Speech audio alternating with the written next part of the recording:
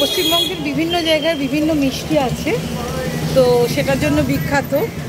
আমরা এসেছি কৃষ্ণনগরে এসে এখানে এসেছি অধর চন্দ্র দাস। এটা আমার ছোটোবেলা থেকে শুনে আসছি আমার বাবার কাছ থেকে। এখানকার সরপুরিয়া সরভাজা কৃষ্ণনগরে বিখ্যাত। আর সেই আগের মতনই আছে। তো দেখান দেখি কোনটা সরপুরিয়া আর কোনটা সরভাজা। এটা সরপুরিয়া, আচ্ছা এই যে ইয়েলো কালারের এটা হচ্ছে সরপুরিয়া আর এটা সরভাজা। এই ছোটোবেলায় অনেক খেয়েছি। আর এগুলো ছানার মুরগি। আর অন্যান্য মিষ্টিও আছে, মিষ্টি দই আছে, ক্ষীরের সিঙ্গারা আছে, অনেক রকমের মিষ্টি পাওয়া যায় এখানে।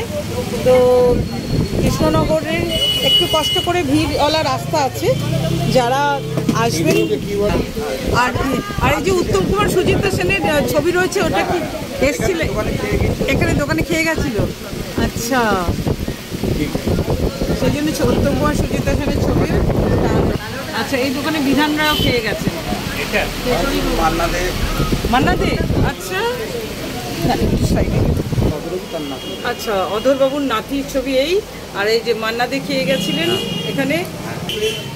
আমি just for docu Pamela channel থেকে এসেছি, ইউটিউব।